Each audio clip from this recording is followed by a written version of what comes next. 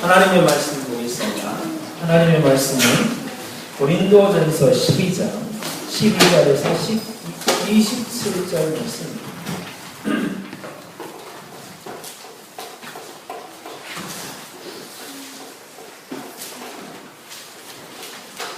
고린도전서 12장 12절에서 27절 말씀 제가 봉독해 드리겠습니다.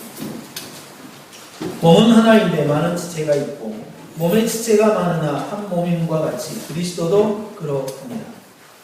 우리가 유대인이나 헬라인이나 종이나 자유인이나 다 한 성령으로 세례를 받아 한 몸이 되었고 또 다 한 성령으로 마시게 하셨느니라. 몸은 한 지체뿐만 아니요 여러시니 만일 발이 이르되 나는 손이 아니니 몸에 붙지 아니하였다 할지라도 이로써 몸에 붙지 아니한 것이 아니니 또 귀가 이르되 나는 눈이 아니니 몸에 붙지 아니하였다 할지라도 이로써 몸에 붙지 아니한 것이 아니니 만일 온 몸이 눈이면 듣는 곳은 어디며 온 몸이 듣는 곳이면 냄새 맡는 곳은 어디. 그러나 이제 하나님이 그 원하시는 대로 지체를 각각 몸에 주셨으니 만일 다 한 지체뿐이면 몸은 어디냐. 이제 지체는 많으나 몸은 하나라. 눈이 손들어 내가 너를 쓸데없다 하거나 또한 머리가 발들어 내가 너를 쓸데가 없다 하지 못하리. 그뿐 아니라 더 약하게 보이는 몸의 지체가 도리어 여기나고 우리가 몸에 덜 귀히 여기는 그것들을 더욱 귀한 것들로 입혀주니 우리 아름답지 못한 지체는 더욱 아름다운 것을 얻느니라. 그런즉 우리의 아름다운 지체는 그럴 필요가 없느니라.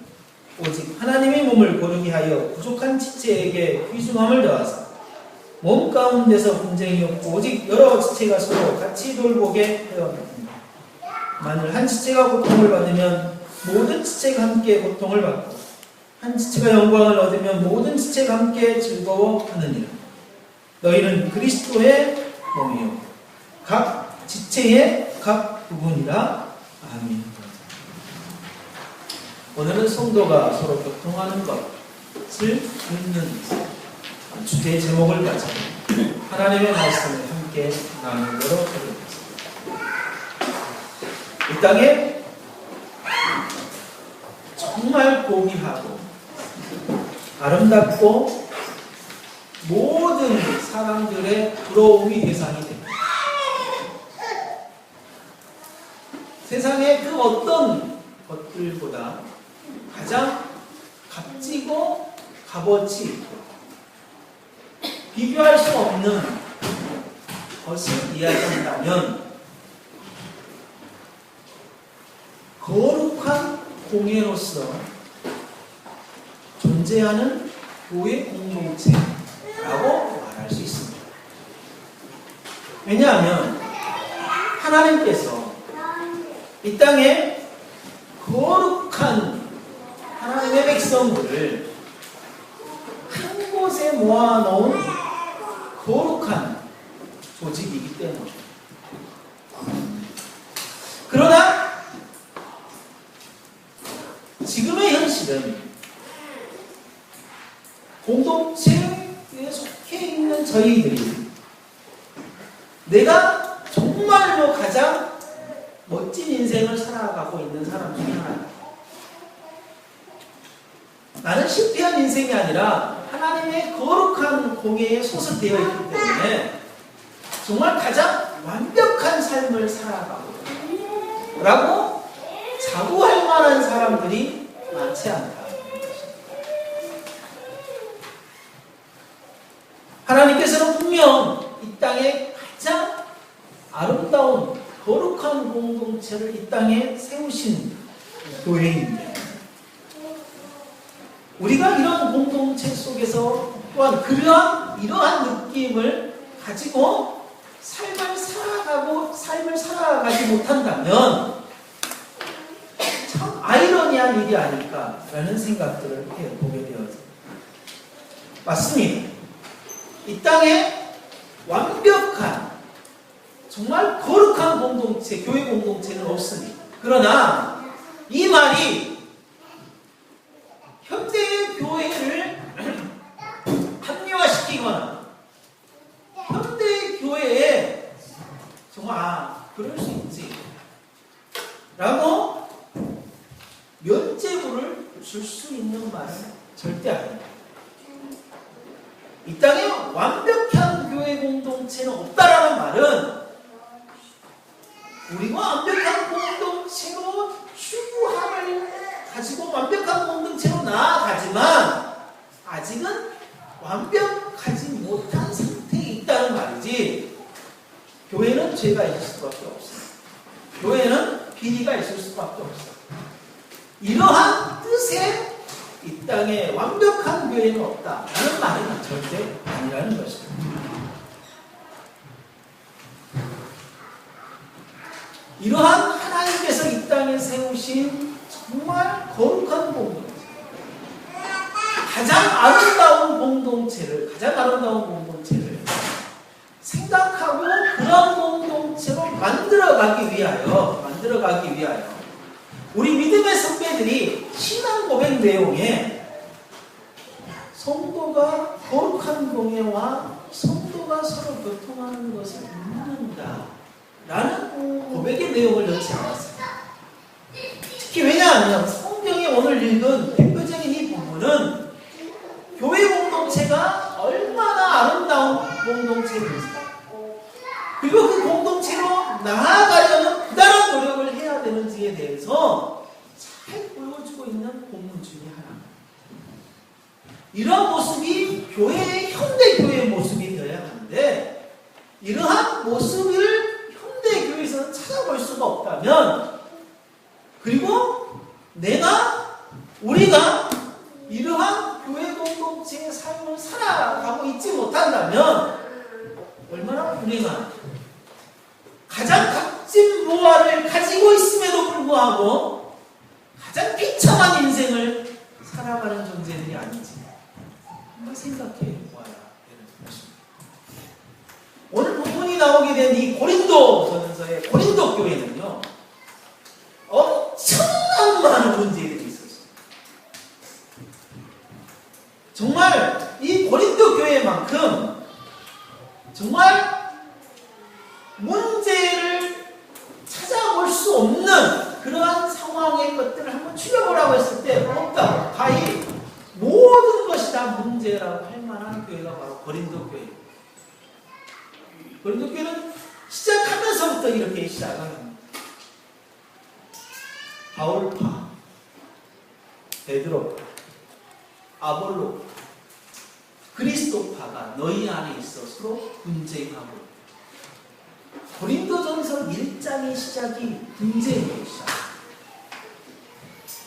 내가 바울에게 배웠는데 바울에게 배운 사람들 모여라. 바울파. 내가 아볼로에게 배웠는데 아볼로에게 배운 사람들 모여라.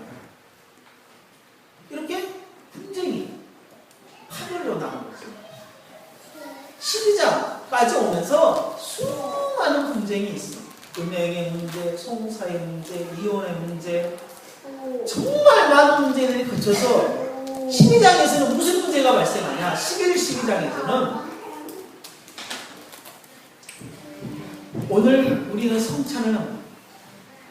이 성찬의 문제로 문제가 생깁니다. 분쟁이 생기기 시작합니다.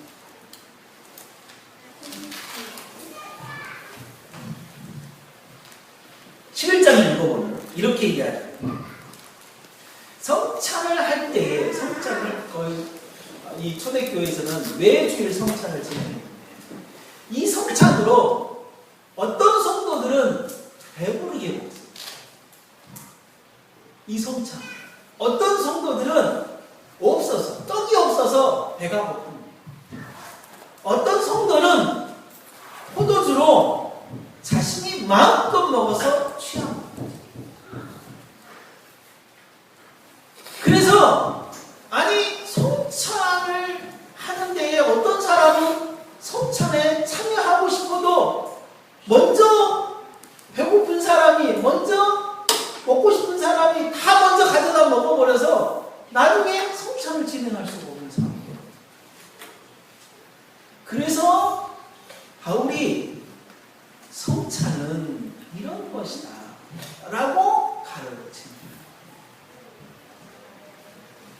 그러한 성찬으로 말미암아 교회에 분쟁이 발생하는 것을 바울이 또 한 번 지적을 하고 이렇게 교회는 이런 것이다 라고 이야기한 것이 오늘 본문의 내용입니다. 교회는 이런 것이다. 거룩한 공예와 성도가 서로 교통하는 것을 믿사오니 할 때 성도의 교통이라는 의미입니다.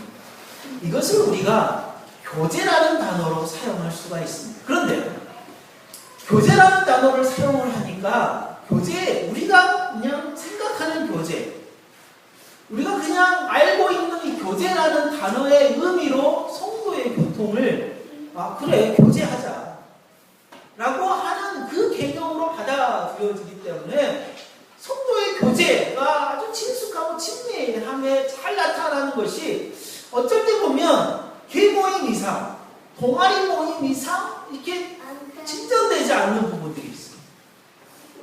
성도의 교통이라는 이 의미를 좀 더 성경적인 의미로 우리가 잘 이해를 할 때에 성도가 서로 교제하는 것이 이런 거구나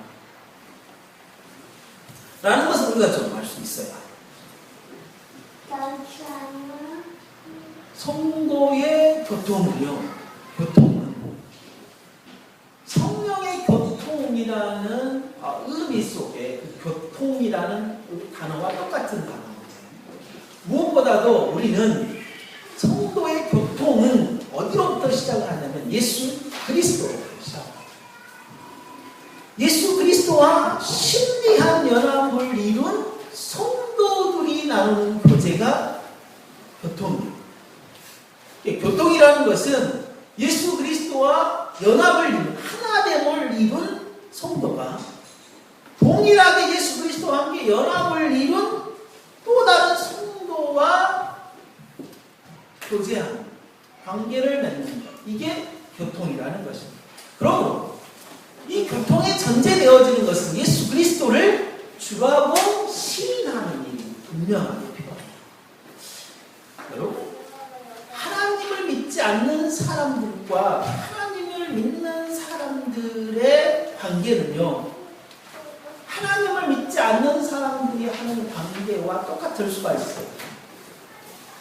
우리가 하나님을 믿지 않는 사람과 교제할 때의 모습과 하나님을 믿는 사람들과 교제할 때의 모습이 달라요.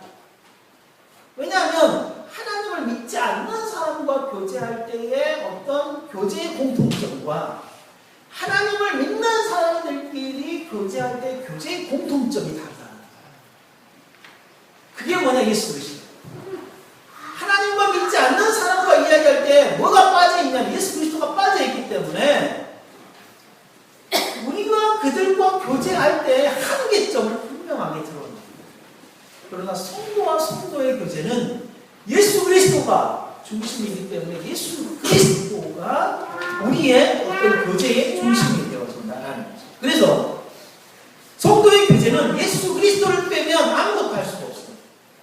예수 그리스도만을 가지고 우리가 교제할 수 있는 것입니다. 그래서 오늘 고린도 전서 13장, 12장 3절. 그러니까 오늘 본문에 하기 전에 뭐라고 이야기하냐면 성령으로 아니하고는 누구든지 예수를 주라고 시인할 수 없다.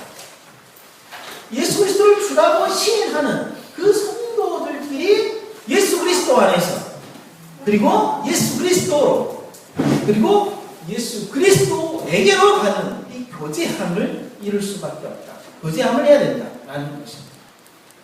그랬을 때 우리가 이런 하나된 의식은 유대인이나 헬라인, 자유자나 종이나 한 몸이 되었다는 사실을 우리들에게 분명하게 이야기할 때 한 몸의 한 부체, 한 몸의 한 공동체라는 의식을 우리들에게 분명하게 주게 되어집니다. 우리들 안에서는 남자와 여자, 어린 아이와 어느 누구도 상관없이 예수 그리스도를 주로 성령을 따라 고백하는 사람이라면 한 지체 한 공동체가 되었다라는 의식이 우리 안에 있게 되어집니다. 이런 의식은 분명하게 나도 예수 그리스도와 신비한 연합을 이룬 한 지체다. 저 사람도 예수 그리스도와 한 신비한 연합을 이룬 지체, 예수 그리스도의 지체다. 라는 의식으로부터 출발하게 되었다. 그래서 한 몸에 많은 지체가 있듯이 그리스도의 몸에 많은 지체가 있다. 라고 이야기를 합니다. 이러한 의식은 나는 성도인데 너는 성도가 아니야. 나는 이렇게 열심히 하는데 너는 열심히 안 하니까 너는 성도가 아니야. 라고 할 것이 없다. 라고 이야기를 하고 있는 것입니다. 그래서 오늘 14절, 16절에 그렇게 이야기하죠. 발이 손더러 몸에 붙지 아니했다 할지라도 그렇게 이야기하면서 너는 지체가 아니야. 귀가 문더러 너는 지체가 아니야. 라고 그렇게 이야기할 수 없다. 라고 이야기를 하고 있습니다. 한 몸의 한 지체라는 동질성. 그거는요, 세상의 어떤 직업이나 위치를 절대 따지지 않습니다. 헬라인이나 자유인이나 종이나 그 다음에 유대인. 예수 그리스도의 한 지체라는 것은 동질성을 이야기합니다. 이 동질성은 어떠한 지위나 어떠한 직업을 따지지 않습니다.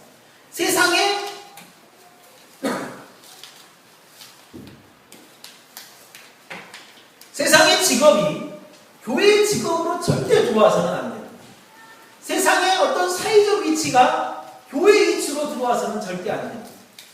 그랬을 때 교회는 교회 본질을 잃어. 교회 본질을 완전히 잃어요. 성경에 보면요, 종과 주인의 관계 속에서 종이 예수 그리스도로 말미암아 하나님을 믿게 된 성도가 되었고, 또한 주인이 예수 그리스도로 말미암아 한 성도가 되었을 때에 주인에게 종을 자유인으로 만들어라 라고 이야기한 적이 없습니다. 성경은 주인은 주인대로, 종은 종대로 한 공동체 한 식구다. 그 사실 그대로 이야기를 하고 있습니다. 그래서 그것을 가장 잘 보여주는 게 뭐냐면 에베소서에서 그렇게 이야기를 하죠. 남편은 아내에게, 부모가 자녀에게, 종이 상전에게, 상전이 종에게. 그 관계가 예수 그리스도로 말미암아 이제 상전은 종을 놔줘야 된다, 이게 아니에요. 상전도 종에게 죽게 하듯 하고 종도 상전에게 죽게 하듯 해야 됩니다. 이걸 뒤집어 보면요, 사회의 불합리한 어떤 지위 체계를 우리가 억지로 그리스도라는 이름으로 억지로 이것을 깨부수려고 해서는 안 됩니다. 이거는요, 하나님께서 때에 따라서 정말 그런 부분들을 풀어나가실 만한 그때에 자연스럽게 풀어나가는 거죠. 우리가 세상 속에 불합리한 어떤 지위체계, 불합리한 어떤 부분들을 갖고 화가 나고 그 다음에 이래서는 안 된다라고 분명하게 이야기할 수 있고 더 좋은 세계로 나아갈 수 있지만, 그러나 이것이 폭력적이거나 이것이 어떤 물리적인 것을 통하여서 이것을 억지로 해결해서는 절대 안 되는 것입니다. 이 땅에 가장 정말 완벽한 사회 구조를 이룰 수 있는 구조는 독재 정치입니다. 독재입니다.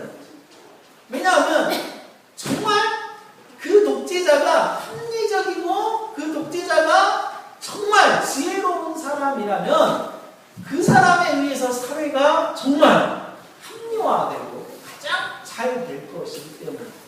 그러나 그런다 할지라도 그 독재적인 어떤 정치는 그 사회를 가장 모순되게 만들고 병들게 만들 수밖에 없게 되었습니다.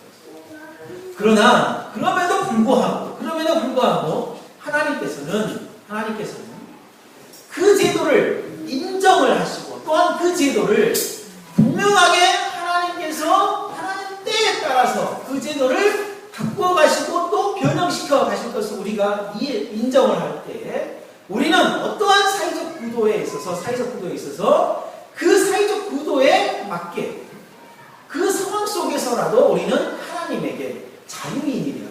하나님으로부터 자유자가 되어야 한다는 사실입니다. 그래서 공동체 안에서도 특별하게 어떠한 한 사람에 의해서 공동체가 움직이거나 한 사람에 의해서 정말 모든 일들이 결정되어지는 일들이 있어서는 절대 안 돼요. 그 사람이 가장 신앙이 모든 사람에게 신앙에 존경함을 받는다 함이 있다 할지라도 그 사람이 사회적으로 정말 좋은 지위와 인격적으로 가장 좋은 성품을 갖고 있는다 할지라도 교회 공동체는 그 어떠한 한 사람에 의해서 절대 움직이서는 안 된다라는 것입니다.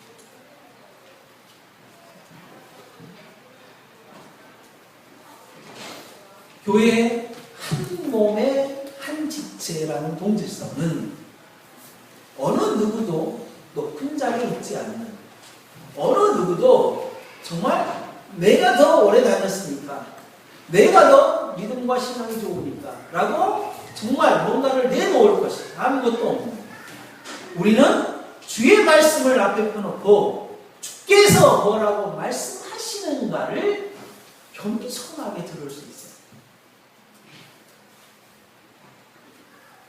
하나님께서 성경을 통하여 공동체에 뭐라고 말씀하시는가를 모두 다 겸손하게 들을 수 있을 때 그 공동체가 한 몸의 한 지체로서의 동질성을 가질 수 있다는 거예요. 그래서 성도의 보통은 성도들이 그리스도 안에서 그리스도를 통하여 그리스도에게로 나아가는 신비한 관계일 수밖에 없다. 이러한 한 몸인 그리스도에게 한 지체로서 우리가 붙어 있게 되어지는 게, 그러니까 한 덩어리란 말이에요. 결국 우리 몸이 한 몸이지만 많은 지체가 있는 것처럼 결국 하나님께서 세우신 교회도 한 몸이라는, 그리스도의 한 몸. 그 한 몸에 지체가 붙어 있다는 것은, 나의 생명을 위한 것입니다. 나의 생명을 위한 붙어 있다는 거죠. 그래서 포도나무에 가지가 붙어 있어야 생명을 유지할 수 있는 것처럼 지체가 그리스도에게 붙어 있어야 한다는 것입니다. 그래서 지체가 그리스도에게 붙어 있어서 그리스도로부터 오는 생명의 영향, 영적인 생명의 자양분을 그리스도에게로부터 받아야 해요. 우리는 세상을 살면서 그런데 많은 곳으로부터 뭐를 받냐면 자양분을 받아요. 영양분을 받아요. 때로는 정말 설교를 통하여서 생명의 영양분을 얻어요. 때로는 성경을 통하여서 생명의 영양분을 얻어요. 때로는 책을 통해서 생명의 영양분을 받아요. 때로는 신앙생활, 기도와 찬양과 예배와 전도의 모든 어떤 신앙생활을 통하여 생명의 자양분을 얻어요. 그게 무엇을 통하여? 예수 그리스도를 통하여 이루어질 때 생명의 자양분을 얻게 돼요. 영적인 생명의 자양분을 얻게. 그런데 문제는 우리가 TV를 통해서도 자양분을 얻고, 우리가 옆집 아줌마에게로부터 자양분을 얻고, 나의 친정 어머니에게로부터 자양분을 얻고. 그래서 부부의 문제, 누구로부터 자양분을 얻어요?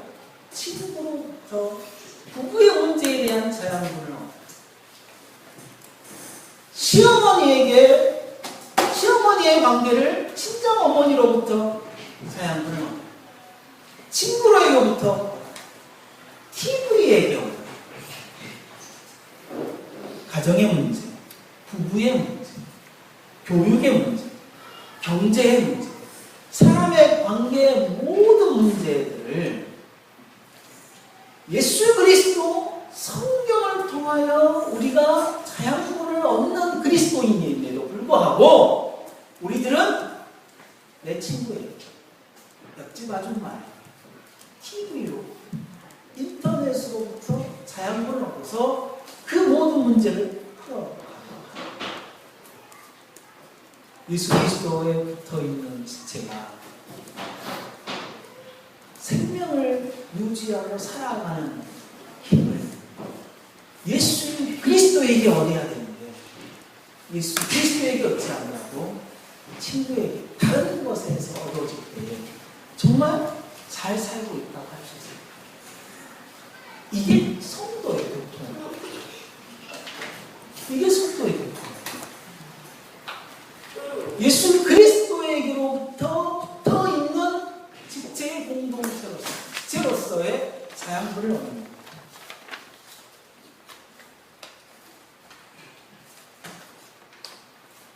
또한 그리스도의 한 몸의 한 지체는 자신의 생명과 영적인 어떤 생명의 자양분을 그리스도에게로 받은 것을 누구에게 써야 되냐면 나를 아닌 다른 사람에게 써야 하는 것입니다.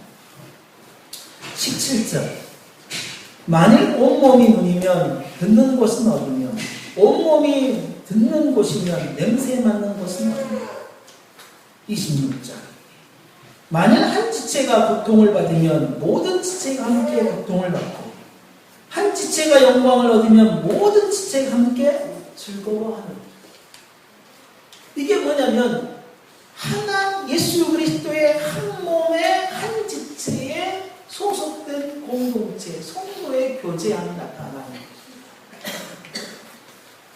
나라는 존재는 결국 다른 사람의 생명을 살리는 존재다. 공동체가 아니다. 나라는 존재는 결국 다른 사람을 살리는 존재. 이게 내가 존재하는 이유인 거예요. 내가 존재하는 이유. 다른 지체가 아픈데 나만 건강할 수 있나요? 그럴 수가 없어요. 다른 지체가 그러니까 손이 아픈데 왼손이 오른손이 아픈데 왼손이 나는 편하다 라고 그렇게 할 수 있냐는 거예요. 만약에 그렇다면 이상한 몸일 거예요. 다른 지체가 기쁜데 나는 슬퍼요. 이럴 수 있을까? 눈은 보는 건 즐겁고 내 가슴은 눈물이 나고 이게 불가능하다고 이야기합니다. 그러므로 나의 존재는 곧 다른 사람에게 영향을 줍니다. 내가 기뻤을 때 다른 사람도 기뻐하고 다른 사람이 슬펐을 때 나도 슬플 수밖에 없다라는 거죠. 우리의 피부가 뜨거운 열기를 느꼈을 때 우리 손이 뜨겁구나 하고 피합니다. 내 허리가 아프면 어디가 아파요? 발도 아픕니다. 다리도 아픕니다. 모든 지체는 다 서로 연결되어 있지 않습니까? 그러잖아요. 우리의 코와 우리의 혀가 썩은 음식물, 상한 음식물을 이거는 상했다라고 판단을 해주니까 우리의 장이 편한 거죠. 그러나 이 코와 입이 이건 먹어도 나는 괜찮아.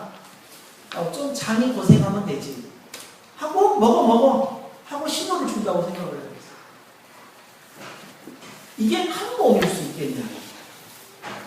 그럴 수가 없지 않겠습니까? 팔이 잘렸어. 팔이 잘리면요, 우리의 뇌가 팔이 있는 것처럼 생각을 하고 이 잘린 팔로 가는 신경에다가 계속 신호를 준다. 계속 신호를 주는 거예요. 손이 움직인다. 그런데 신경이 손을 움직이도록 신호를 주는데 움직이지 않아요. 그때에 뇌는 뭐를 인식하게 되냐면, 우리의 몸 전체적으로 뭐를 인식하게 되냐면 마비 증세를 느끼게 됩니다. 그게 환상지통이라고 합니다. 이게 고통 지수를 이렇게 딱 매겨놨는데 그 고통 지수의 9번째. 9번. 근데 이 몸이 잘려 나가는 아픔은 고통 지수의 2번째. 내 몸이 잘렸을 때, 내 몸에 어디가 잘렸을 때 우리의 몸 전체가 잘리는 것처럼 우리는 소름을 돋고 아들마들 떨고. 여러분의 몸 한 곳을 다쳐보십시오. 그럼 온몸이 다 불편하지 않습니까? 그리고 아프지 않습니까?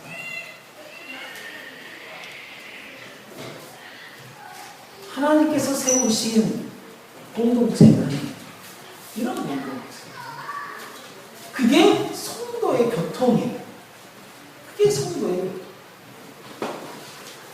우리 한 엄마가 아이를 데리고 부지런히 노를 지어서 영광을 얻었을 때 우리도 함께 너무 기뻤어. 그렇지 않나? 이게 중요한 문제예요. 우리 공동체 안에 우리가 얻을 수 있는 이게 성도의 교통함입니다. 저 멀리 있는 교회에서 정말 힘들고 어려운 일이 당했어요. 그러면 정말 그 교회의 소식을 접한 우리가 정말 같은 교회로서 같은 몸으로서 너무 아프다. 우리가 저 교회를 도울 수 있는 방법이 없을까? 그리고 그들을 위해서 기도하고 정말 얼마나 헌금이라도 모아서 그 교회에 보내는 거예요. 이게 교통입니다.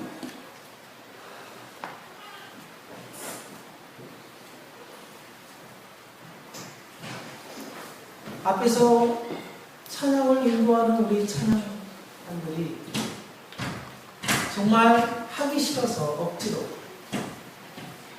그리고 막 각자 막 다 병들어가지고 또 찬양들 안에 상모열 다 깨져가지고 그런 상태로 마냥 찬양을 한다고 생각을 해요. 그러면 우리가 더불어 함께 찬양할 때 찬양이 찬양처럼 들릴까요? 우리 다 알아요. 왜요? 우리는 성령의 교통함을 이루어서 성령의 교통을 하고 있기 때문에 다 알아요. 성가대가 사모오열돼가지고 정말 쪼개질 대로 쪼개진 그 찬양단의 성가대의 찬양을 들으면서 아멘을 하지만 그 아멘은 무슨 아멘이었냐? 열심히 힘내십시오. 그들을 위한 아멘. 솔직히 제가 그러한 아멘을 겪어봤어요. 하나님께 함께 영광 돌리는 아멘이 안 나와요. 열심히 하십시오. 이게 어떻게 찬양이라고 할 수 있겠어요?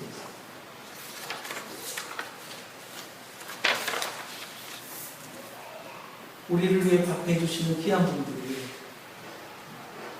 우리가 그 밥을 먹으며 맛있게 그리고 정말 희하게 재미있는 교제를 나눕니다.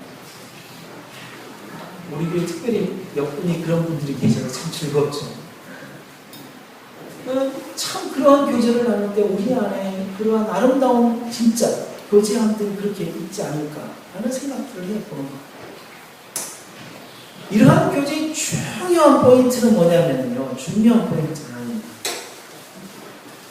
함께 공동체의 모든 짐 그리고 일, 사역들을 나눠지는 거예요. 무엇으로? 각자 하나님께서 주신 달란트.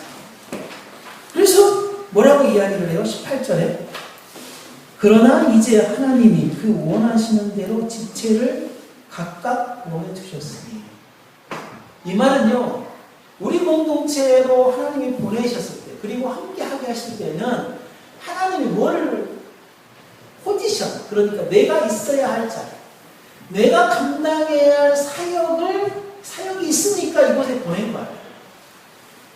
그러므로 이곳에 우리가 속해 있는 이러한 어떤 공동체 안에서 내가 가진 달란트를 가지고 10분 공동체를 다른 지체의 생명을 살리는 일을 위해 감당하는 거예요. 그게 성도의 교제의 핵심 포인트입니다. 핵심 포인트. 때로는 자신의 몸을 가지고 부지런히 헌신하는 봉사의 때로는 자기의 머리를 가지고 때로는 자기의 손을 가지고 때로는 재정을 가지고 서로 나누어서 공동체의 귀한 것들을 이루어가는 이게 십시일반 좀 함께해서 나누어가는 일들이 필요한 것이다 라는 것입니다. 이것이 잘 안 되는 것의 가장 큰 장애물이 뭐냐면 성격입니다. 성격. 안 되는 성격이에요. 이게 뭔가를 좀 자발적으로 참여하고 이것에 대해서 내가 해야 되겠다라는 것이 잘 안 되는 것은 성격. 근데 문제는요. 성격이 장애물이 될 수가 없는 거예요. 절대로.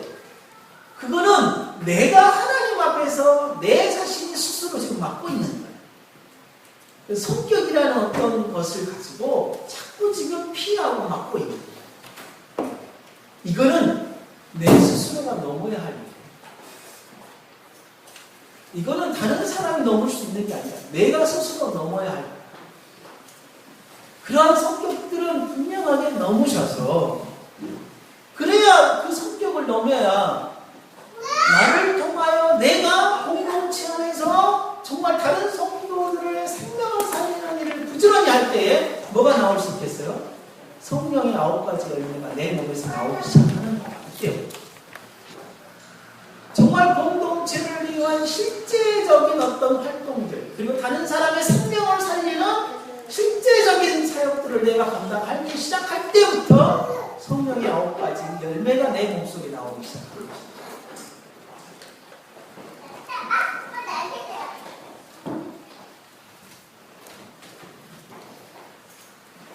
마지막으로 교회 교제는 정지되어 있지 않습니다. 교회 교통은 흘러가져 있습니다.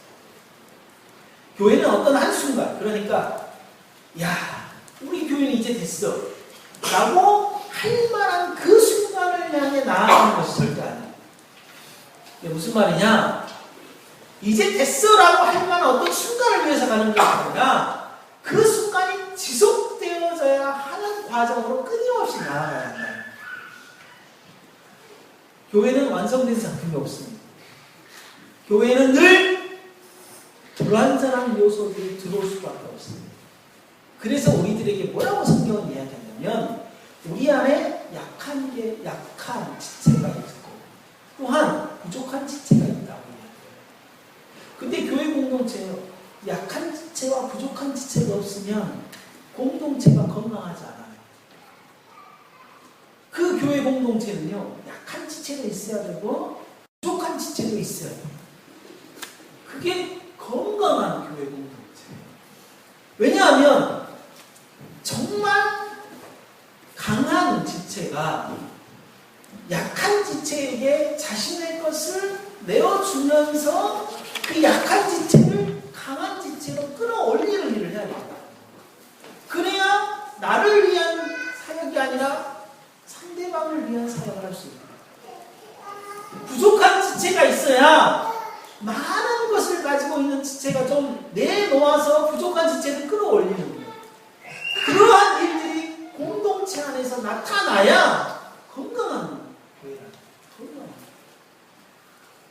그래서 약한 지체가 강한 지체가 되고 부족한 지체가 많은 지체가 되어져서 또 약한 지체가 들어왔을 때 그 약한 지체에게 자기 것을 내어주어서 또 강하게 만들고 하는 이런 일들이 끊임없이 반복돼요.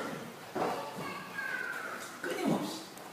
그래서 우리 안에 약한 지체, 부족한 지체가 있으면 우리는 건강한 교회다. 이 생각은 우리는 건강한 교회다.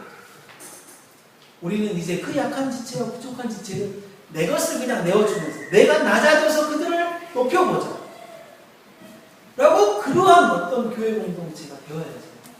이게 성도의 교제다.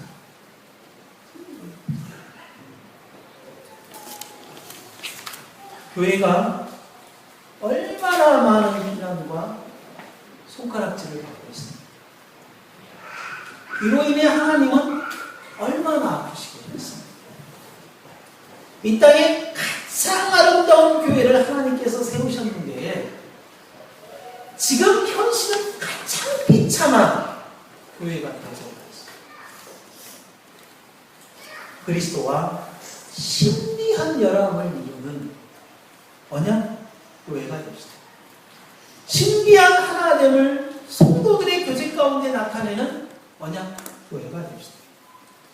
그리스도의 몸에 붙어서 생명의 영양분을 받아 부부의 문제나 교육의 문제나 경제의 문제나 모든 문제를 오직 그리스도인이 되는, 그러니까 모든 부분에 있어서 그리스도에게로부터 영양분을 받아 해결하는 진정한 그리스도인이 되는 언약 교회가 됩시다. 나의 존재가 곧 다른 존재를 살리는 정말 그런 언약 교회가 됩시다. 하나님께서 세우시려는 완전한 교회를 끊임없이 노력해 가는 건강한 언약 교회가 됩시다.